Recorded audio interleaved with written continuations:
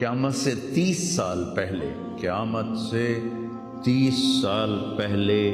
بچے پیدا ہونے بند ہو جائیں گے کہ کسی بچے پر قیامت نہیں آئے گی۔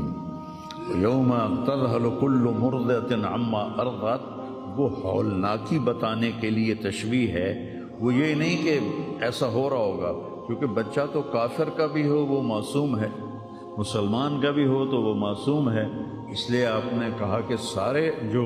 نابالغ مرتے ہیں وہ جس مذہب کے بھی ہیں سب جنت میں جائیں گے، چونکہ ان پر تو بھی شریعت لاگو ہی نہیں ہوئی ہے، اور سارے بچے حضرت ابراہیم علیہ السلام کے پاس چلے جاتے ہیں۔